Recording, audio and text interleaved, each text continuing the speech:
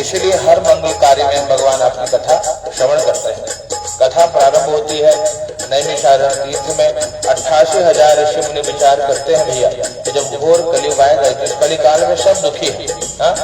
कोई तन दुखी, कोई मन दुखी, कोई धन बिनो रहत उदास, कोई तन से, कोई मन से, कोई धन से दुखी, सारा संसार दुखी है भैया।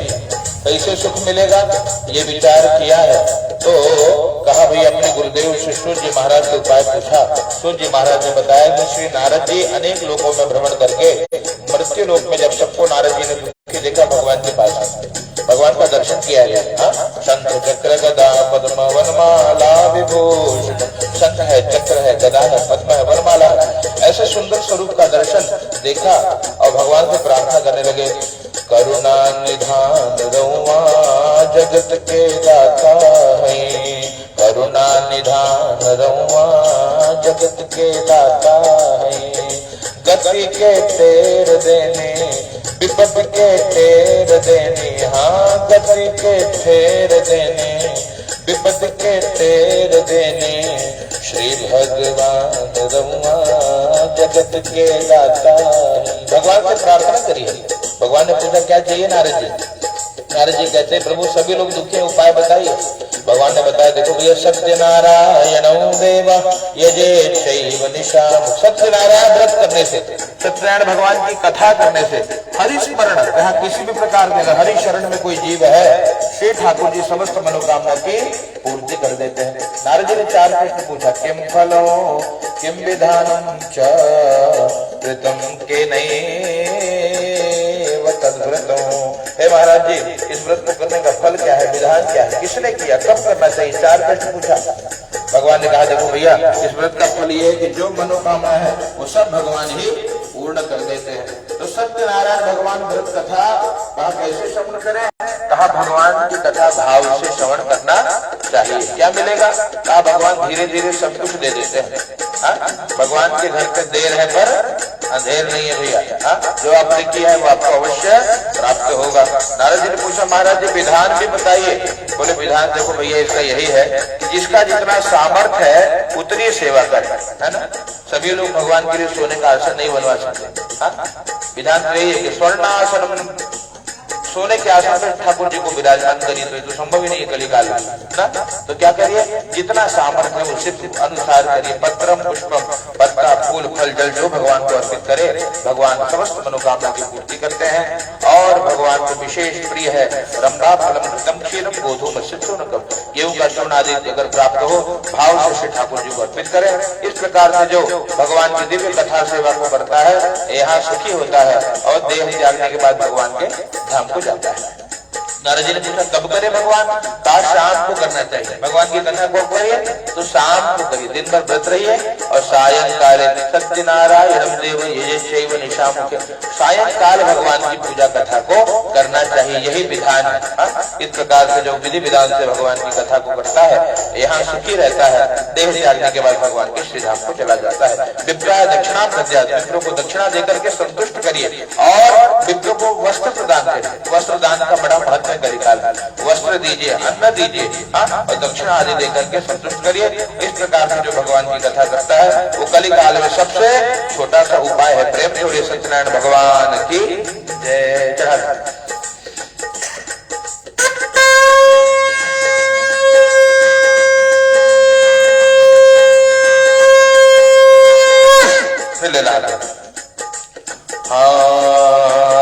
गोपाला गोपाला देवकी नंदन गोपाला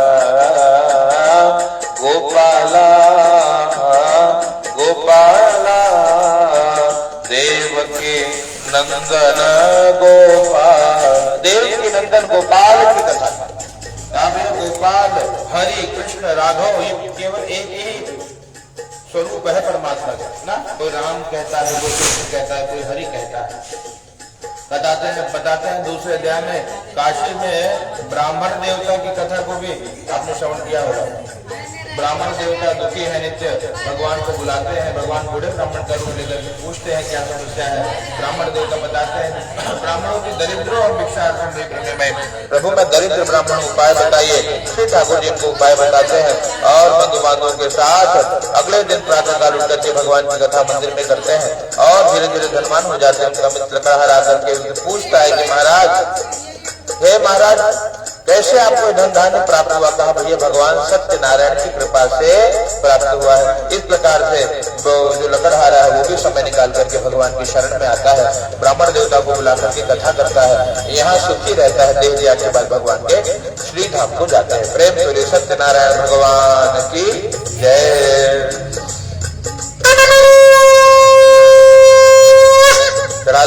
श्रीमन नारायण नारायण नारायण, बोला श्रीमन नारायण नारायण नारायण, ओ भद्रे नारायण नारायण नारायण, हो सत्य नारायण नारायण नारायण, जय जय राधा रमण हरे बोल रे, जय जय राधा रमण हरि बोल।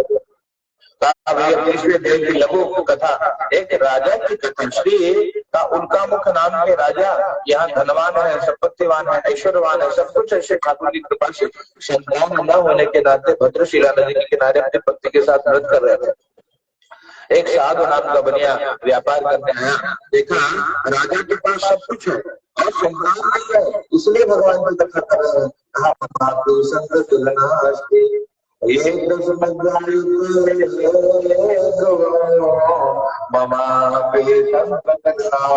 क्या कहा? मेरे पास में संतान नहीं है राजा, आपकी बात को सुन करके लगता है कि हमको भी संतान मिल जाएगा, आप हमको उपाय बता दीजिए। उपाय यही है कि सत्यनारायण की शरण में आइए। भगवान सत्यनारायण सब कुछ प्रदान करते हैं। बड़े भाव से भगवान की दिव्य कथा को कहा।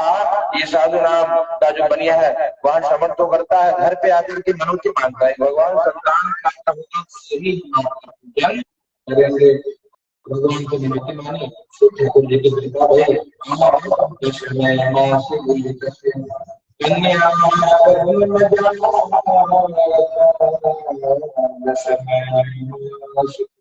महीने की कथा, 10 महीने में बिटिया आई, मैंने बढ़ने लगा, दान पुण्य किया, लेकिन भगवान का पूजन करना भूल जाता है। इस प्रकार से बार बार भगवान को जब भूलता है तो भगवान भी थोड़ा श्राप देते हैं। दारुणम कठिनम भविष्य, भगवान श्राप देते हैं, बहुत दुख मिलेगा ना।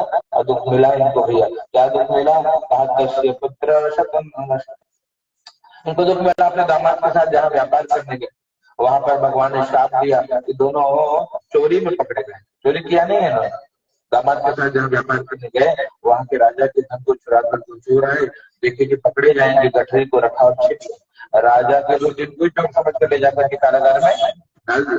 घर में भी धन समापन लगा, लीलावती कलावती भिक्षा मांगने लगी। ये बुरा दिन आया था, दोनों भिक्षा मांगते मांगते कहा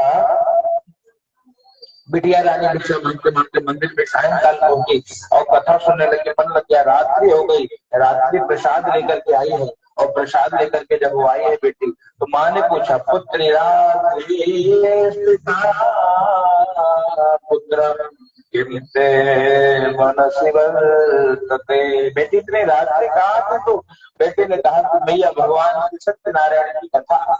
और माँ को याद आई, रोने लगी। कहा उन्हीं की कृपा से बेटी आज मेरा ये सुना गोद भरा, मेरे ठाकुर जी ने संतान भी दिया, लेकिन हम ये इतने अभागे हैं कि कभी हमने उनकी सेवा नहीं की। इसलिए दोनों ने सेवा करी और राजा को भगवान ने स्वप्न में दर्शन दिया। राजा को भगवान ने कहा कि शीघ्र मुक्त करते भैया, जिनको तुमने कारागार में डाला निर्दोष है, नहीं तो तुम्हारा नाश हो जाए ना। भयभीत होकर के दोनों को जो धन लिया था दुगुना करके सम्मान पूर्वक विदा कर देते हैं। प्रेम से बोली सत्यनारायण भगवान की।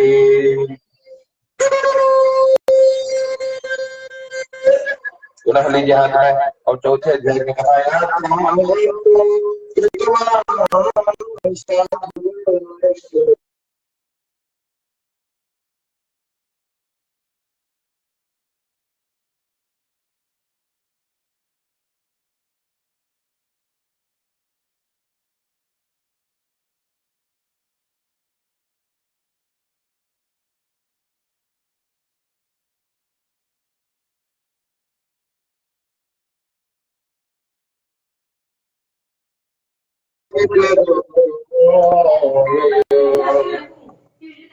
कहा यात्रा के लिए निकले, यात्रा तो कृतवान साधु मंगलायन यात्रा के लिए निकले हैं और कहा भैया जब यात्रा के लिए निकले भी है लेकिन भगवान का व्रत करना वो भूल जाता है, इस कारण से इनको दुख मिला। क्या